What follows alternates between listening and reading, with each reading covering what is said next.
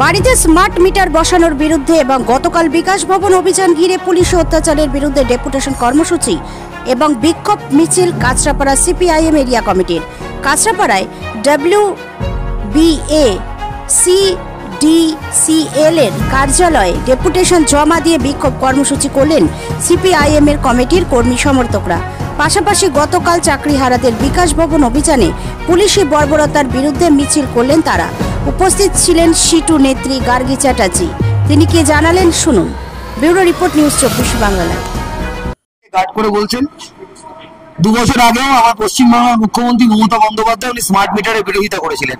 এখন অভিষেক বন্দ্যোপাধ্যায় যাতে শিক্ষক দুর্নীতিতে না ফেসে যায় তার জন্য স্মার্ট মিটার লাগানোর দিকে উনি বেশি উদ্যোগ নিয়েছেন কেন্দ্রীয় সরকার প্রকল্পকে কার্যকর করার জন্য।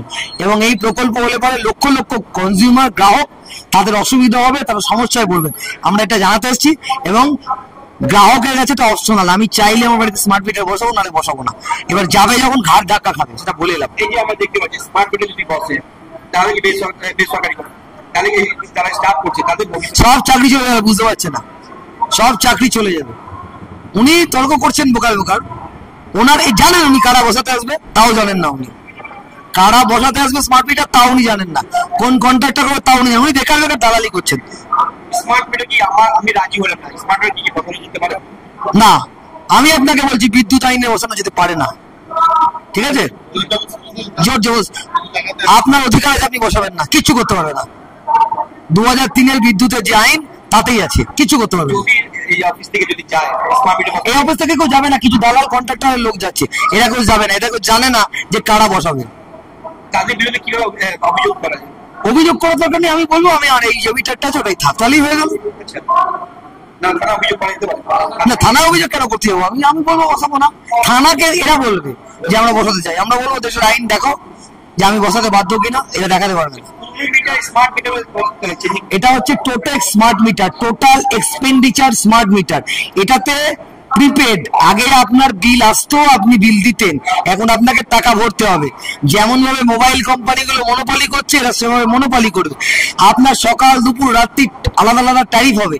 আপনি রাত্রিবেলা পাখা চলতে চলতে বন্ধ হবে, রিচার্জ শেষ তো আপনার বন্ধ, তখন আপনি কি করবেন?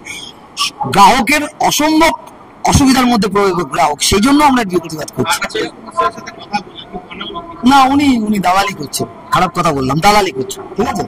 ডিজিটাল না, এটা হচ্ছে টোটেক স্মার্ট মিটার। এই টোটেক স্মার্ট মিটার যদি বসে তাহলে পরে কনজিউমার মানে উপভোক্তাদের উপরে ভয়ঙ্কর বোঝা চাপবে এবং রিচার্জ করে বিদ্যুতের বিল দিতে হবে।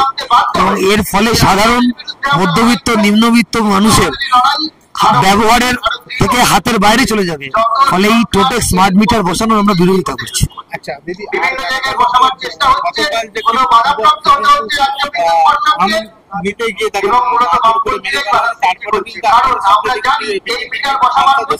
দেখুন, বিজেপি ওখানে গিয়ে হিন্দু মুসলমান করে বিষয়টাকে গুলিয়ে দেওয়ার চেষ্টা করছিল, আর আমরা ওখানে গেছিলাম প্রকৃত অপরাধীদের শাস্তির দাবিতে।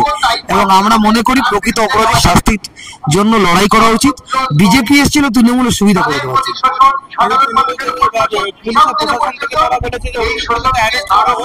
অভিযুক্তকে আগে অ্যারেস্ট করেনি। প্রথমে পুলিশ বলার চেষ্টা করছিল যে ছেলেটি হাসপাতালে মারা গেছে, গ্রামবাসীদের চাপে তারপর বলছে যে না মেরেছে, এবং গ্রামবাসীরা চাপ দিয়েছে। বিজেপি ওখানে এসে হিন্দু মুসলমান করে পুরো বিষয়টাকে গুলিয়ে দিয়ে নজরটা অন্যদিকে ঘুরিয়ে দিতে চাইছে। এখন আমাদের কাজ দাঙ্গা হাঙ্গামা অশান্তি না, প্রকৃত অপরাধীকে খুঁজে বার করে। আমরা গেছিলাম সিপিএম এর পক্ষ থেকে প্রকৃত অপরাধীকে খুঁজে বার করতে। দেখুন, ওরা বিজেপি কি বললো, আজকে যারা বিজেপির হয়ে বলছে তারা আজকে বিজেপি, কালকে আবার তৃণমূল হয়ে যাবে। আর আমরা ভারতবর্ষের মানুষ, ভারতবর্ষকে ভালোবেসে আমাদের দল সিপিআইএম, আমরা দেশের স্বাধীনতা সংগ্রামে কমিউনিস্টরা লড়াই করেছে। আর এই বিজেপির বাপ ঠাকুর দাদা আরএসএস সেই সময় ব্রিটিশদের দালালি করেছে, ওদের কাছ থেকে স্বাধীনতার পাঠ আমরা শিখব। আমাদের বাপ ঠাকুর দাদা স্বাধীনতার জন্য লড়াই করেছে, আর ওদের বাপ ঠাকুর দাদা তারা হচ্ছে ব্রিটিশের গোলামি করেছে, দালালি করেছে। তাহলে ওদের কাছ থেকে আমি কার দালাল শিখবো না? আমরা জনগণের দালাল, আমরা জনগণের দালাল। গতকাল বিকাশ ভবন আমি কালকে একটা কথা বলেছি একটা টিভিতে গিয়ে, যে আমার মা ছোটবেলায় যখন পড়তে বসতাম না তখন বলতো যে লেখাপড়া করে যে গাড়ি ঘোড়া চড়েছে। কালকে শিক্ষক পেটানো থেকে বুঝলাম লেখাপড়া করে যে পশ্চিমবাংলার পুলিশ তাকে লাঠি পেটা খাইছে। এবার একটা অমানবিক, অযোগ্য, অপদার্থ সরকার চুরি করে তৃণমূলের নেতারা পকেট করলো আর লাঠি দিয়ে রক্তাক্ত করছে নিরীহ লোকদের। টাকা খেলো তৃণমূল, চুরি করলো তৃণমূল, দুর্নীতি করলো তৃণমূল, যার জন্য কয়েক হাজার মানুষের চাকরি জীবন অনিশ্চিত হয়ে গেল। আর সেই তৃণমূলের সরকারের পুলিশ এখন যাদের কাছ থেকে টাকা চুরি করলো আর যারা যোগ্য শিক্ষক উভয়কেই এখন পেটাচ্ছে। এটা একটা রাজ্যে প্রশাসন চলছে, একটা চোর, দুর্নীতিগ্রস্ত, আপাদমস্ত, অপদার্থ সরকার চলছে।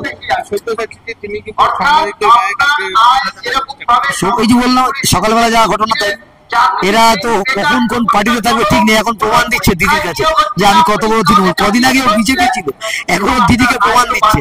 নিরীহ যোগ্য শিক্ষকদের মেরেও প্রমাণ দিচ্ছে কত বড় তৃণমূল।